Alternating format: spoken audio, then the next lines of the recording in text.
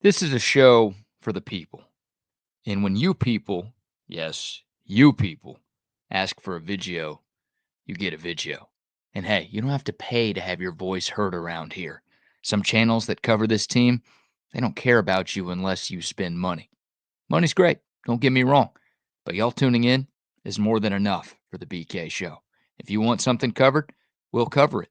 Albert Lynn left a comment on my recent episode talking about Mel Kiper's terrible mock draft. If you missed that one, be sure to check it out on the channel. The comment reads, you know what? I'll let you see it as well so y'all know I'm not lying.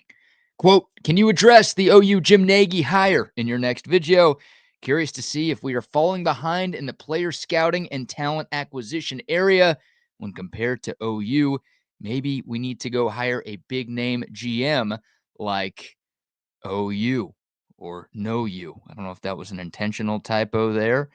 Maybe a little shot at Oklahoma or if that was accidental. But there was the comment from Albert Lynn. Ask and ye shall receive. We'll discuss that on today's edition of the BK Show. Thank you all for watching. Please like this channel. Please subscribe if you haven't done so already. First thing I'll say in response to that, Albert, number one, thanks for watching. Number two, Texas already has a big name GM. His name is Brandon Harris. Is he as much of a household name in the football community as Jim Nagy? Probably not, but he's been on Steve Sarkisian's staff since day one. He was the director of recruiting at Texas from 2021 to 2024. He got the promotion to GM last year before the season, and he's done an amazing job since stepping foot on the 40 acres. He earned that promotion. I mean, he's a big part of Texas bringing in the number one recruiting class in the country in 2025. And he's a big part of putting together the Texas rosters in 2023 and 2024 that helped the Longhorns get to the college football playoff semifinal in each of those two seasons. So Texas doesn't need to respond to Oklahoma. This is Oklahoma responding to Texas. Like Texas is coming off of back-to-back college football playoff appearances. The Longhorns won the Big 12 2 years ago. They played for the SEC title this year. Oklahoma lost to Navy this past season. They've had two losing seasons in the last 3 years. That felt good to say. You know what? I'm going to say it again.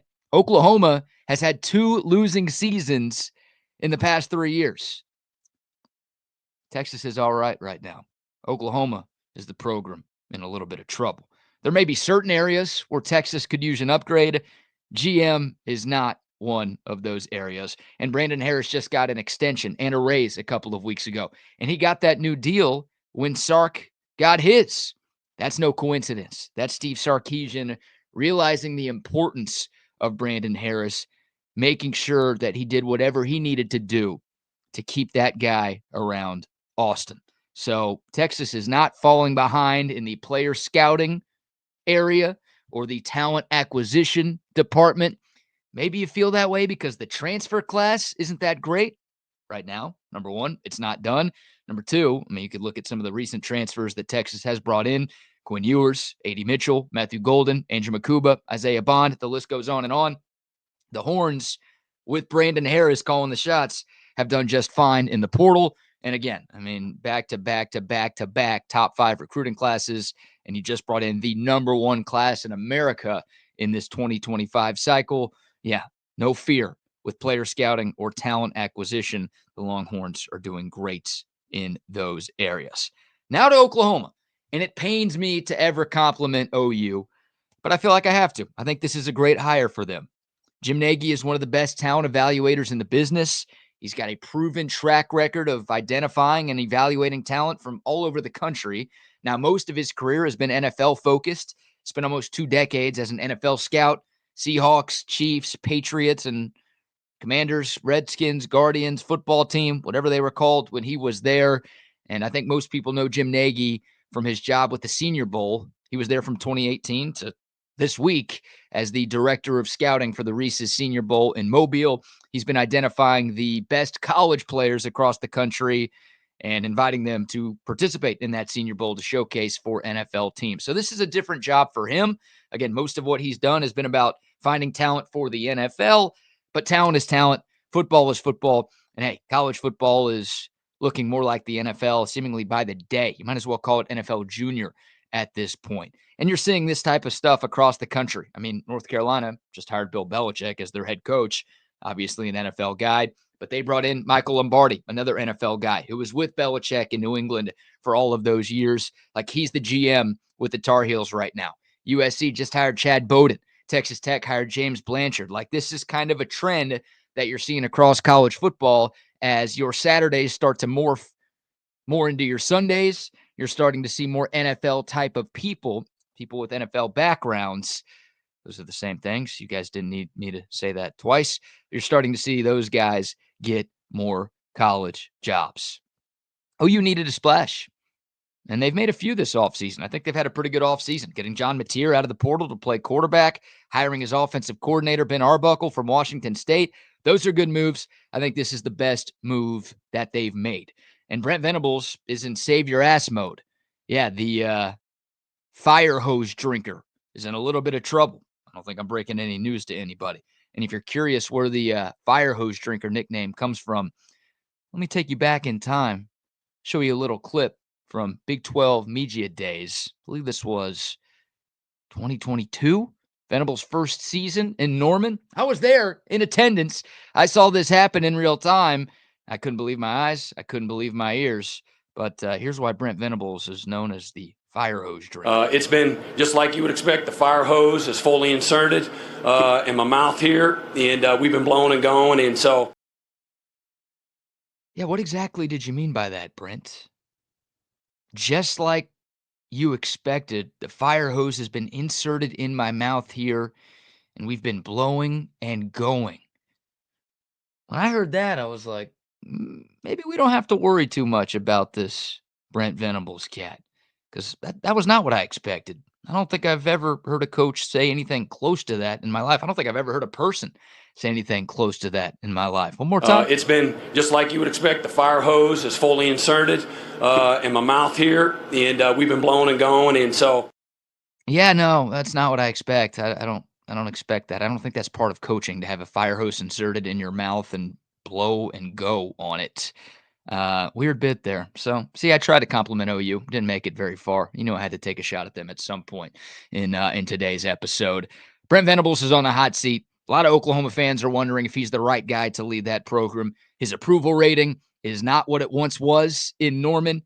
This is one way to get people bought back in. And more than that, this is hiring good people to mask your deficiencies. And Brent Venables has some deficiencies right now running the Oklahoma program. He made some awful hires last offseason that were largely responsible to the 6-7 year the Sooners just put together.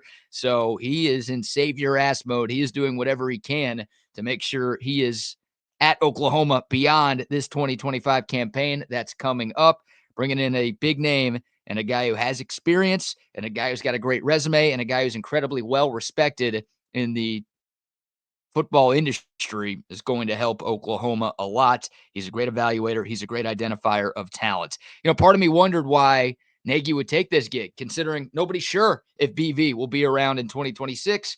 But my guess is, even if the Sooners do make a coaching change, Nagy's going to stick around. Like, whoever the new coach is, if they have one, would be pretty foolish to get rid of him. Again, college football turning more and more into the NFL every single day. NFL GMs get to hire head coaches. So part of me is wondering if, number one, Jim Nagy's going to have any say if Brent Venables is still the coach in Norman beyond this season. And number two, if a move is made, will Jim Nagy have any say on who the replacement is? I get it. That sounds off the wall because that's not really a thing in college football. At least it never has been. But general managers haven't really been a thing in college football until the last couple of seasons too. So I wonder if that's a part of this deal, that Jim Nagy is going to get some behind-the-scenes power in that OU football program that, again, previously did not exist with a role like that in this sport. So even though Brent Venables is dealing with a warming seat, I think, number one, Jim Nagy's getting more money than he got running the Senior Bowl. And number two, if he wants to stick around Norman for the long haul, there's going to be an opportunity for him to stick around Norman for the long haul. So it's a great hire by Oklahoma. It should make them better. But going back to what we said at the start of the video, Texas doesn't need to respond here. This is OU trying to get to Texas's level. I mean, Oklahoma is way behind Texas right now in everything. Current roster talent, recruiting, coaching staff, facilities, money, resources, all of it. I mean, the records the last 2 seasons tell the story. 34-3 at the Cotton Bowl in October tells the story. Texas finishing first in the SEC, Oklahoma finishing third to last in the SEC in 2024. That tells the story. I mean, the Horns just brought in the number 1 recruiting class in the country. OU is down at 17, which I think was like 9th or 10th in the Southeastern Conference. So, case in point, Longhorns trending up, Oklahoma trending down. Texas doesn't need to react or respond to what Oklahoma's doing right now. They just need to keep doing their thing because it is clearly working. And again, Brandon Harris, one of the highest paid GMs in college football, he's earned it because he has done a fantastic job with everything that he's done since arriving on the 40 acres back in 2021. So no panic from me, Albert. I think most of Longhorn Nation agrees with me. If you don't, comment below with your thoughts. If you do, hey, let me know. I appreciate the comments, appreciate the thumbs up, appreciate the subscriptions, and appreciate the channel ideas as well. It's not just for Albert, it's for everybody. If you have something you want to be discussed on the BK show, let me know in the comments below and we will get to it. So that's going to do it for today's video. Really appreciate the continued love and support. Talking Texas Longhorns content every single day right here on YouTube. I forgot to mention this at the beginning, but this is your one-stop shop for Texas Longhorns content on YouTube. And I'm BK, Brad Kellner, and I'm leaving for the day. Thank y'all so much for watching. Remember, when you watch the BK show, you rule. I'll talk to y'all tomorrow. Hook 'em.